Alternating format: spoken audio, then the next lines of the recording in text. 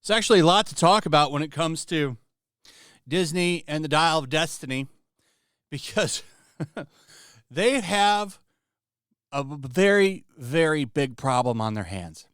What is that problem, you say? Well, it's the fact that the movie is being beaten by Insidious The Red Door, a movie I had never heard of until today, looking into what's going on. So you have this Sony Blumhouse movie that probably does not have a big budget, and it's pulling in $31 million. Indiana Jones is getting its butt beaten badly and is in second place. In fact, it did the impossible. I didn't think it was possible, but it did it. It dropped almost 70% compared to last weekend, which is amazing. Here are the charts as of now. This is a Saturday AM estimate, so it's not completely accurate, but these are always pretty close. Insidious, The Red Door, at 3,188 theaters, pulled in $31 million. At least that's what it's estimated to pull in as of now for its 3 days. Indiana Jones and the Dial of Destiny is 25 through 28 million. But the Friday is what's really important. 68%. The movie had a 68% drop compared to last Friday. That is pathetic. Pathetic. This movie's going to lose hundreds of millions of dollars for Disney. It's a catastrophic failure. And then the other one, Sound of Freedom, which all these outlets are mad about, doing pretty good as well. Estimated to bring in $15.2 million this weekend. We're going to talk about that movie, too, in a second. But I want to go over some of the things that especially James Mangold is doing, because he's pretty mad. He's out there blaming fans. Can't believe fans don't want to see his movie. But yeah, this is embarrassing. This Insidious movie came out of nowhere. I didn't hear anything about this movie until today. And this movie is dominating Disney's massive movie. Don't forget, Indiana Jones and the Dial of Destiny is one of the most expensive movies ever made, ladies and gentlemen. It's not good. Not good. So congratulations to this Blumhouse movie that I had no idea was coming out, but apparently other people did. And it's also probably a low-budget movie. Just a guess. I would be willing to say safely that it's probably not an expensive movie, and it'll make its money back. Unlike Disney, whose leader over at Lucasfilm, Kathleen Kennedy, has no idea how to balance a budget. Every Star Wars movie that they put out is overblown, and now this one's overblown. And it's not going to make any money. It's not even going to get close to making any money. But what can we do? Well, we can try to copy Disney's strategy, or Tom Cruise's strategy. We can trot out old man Harrison Ford. I can't play it because they play the indie theme in there, but he's basically like, we made this movie for you, the fans. No, you didn't. As Epic Mike here says, hey, audience, we saw Tom Cruise did this, and it went over very well. So we've decided to copy it for our disaster of a film. We don't really care what you guys think. We just really need the money. Disney. Yeah, he's absolutely 100% right. That's what they're doing there. They know Tom Cruise has done this, and it goes over well, so let's just have Harrison Ford do it. James Mangold, not happy as well. Can't believe that fans don't like his movie. How dare you not like his movie? Let's take a look at what he said here. So this is an interview he did with The Hollywood Reporter.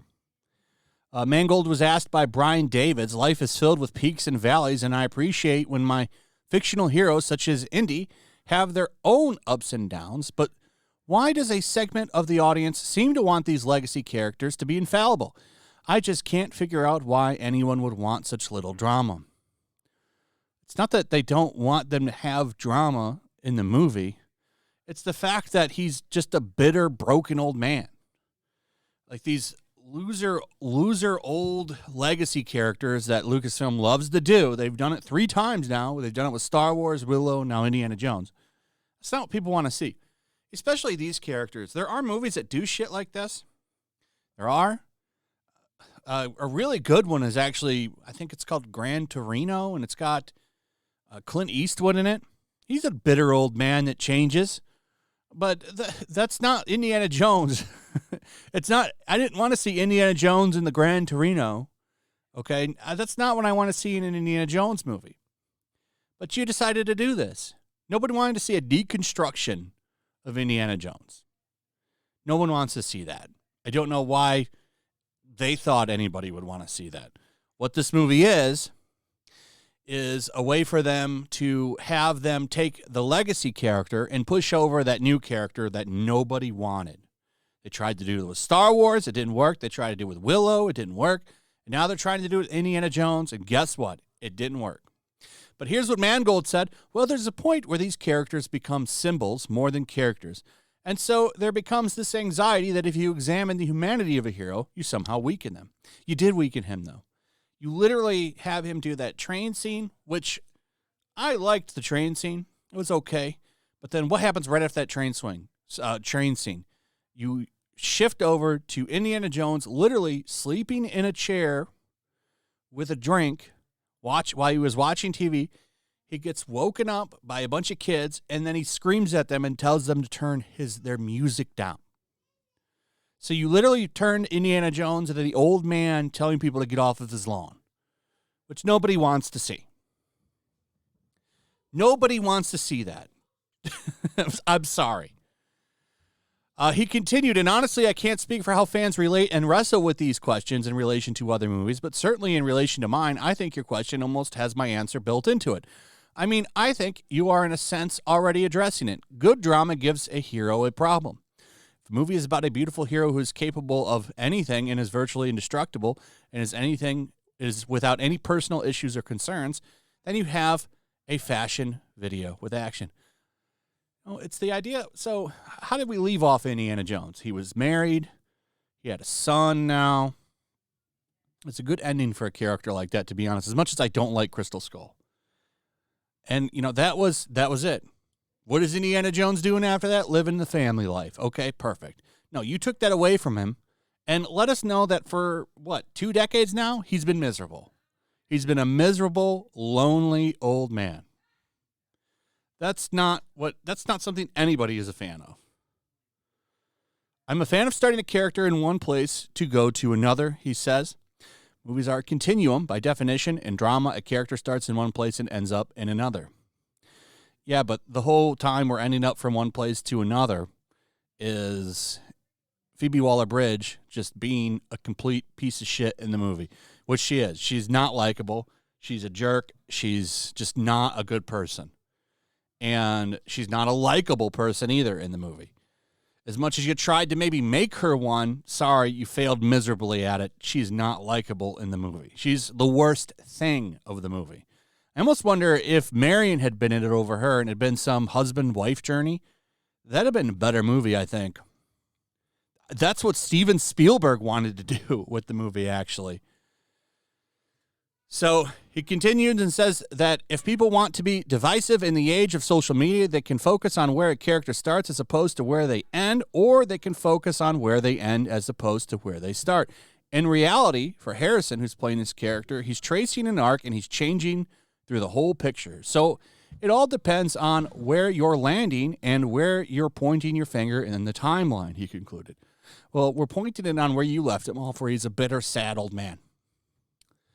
And that's not what anybody wanted to see. So he's out there trying to defend this and say, can't believe you fans didn't like what I made for you. Sorry, we don't. A lot of outlets out there not happy about this Sound of Freedom movie either, which, by the way, by just mentioning in this video means it'll take an hour and a half probably to get approved for monetization. I find this funny, like Rolling Stone out there saying that it's an awful movie. I put it out there that I was willing to bet that they thought Cuties was a good movie. And sure enough, That movie, according to them, is a coming-of-age movie caught in the culture wars. And here's another one from them. They were very positive about it, loved it. Of course they did. Of course they did. Seems to be a growing theme with the people that don't like these movies, by the way. Anyway, that's pretty much it. Let me know what you guys think about all of this in the comments. Also, if you would, please like, subscribe, share the video. Make sure you're still subscribed. Hit that notification bell. Check out my Rumble and Locals. I'll see you on the next one. Peace. Make sure to check out my Locals. There's a link in the description. It's a fun community that I'm trying to build over here. If you don't want to support me on YouTube, you can come over here. None of that money goes to YouTube. You also can just come over here for free. But if you are a supporter over here, I do plan on doing an extra live stream once a month and throwing links to the supporters so you can actually come on and have a supporter live stream with me. Also, it's a good place to catch all of my content. You don't have to worry about notifications like YouTube. They'll definitely work over here. So come check out my Locals.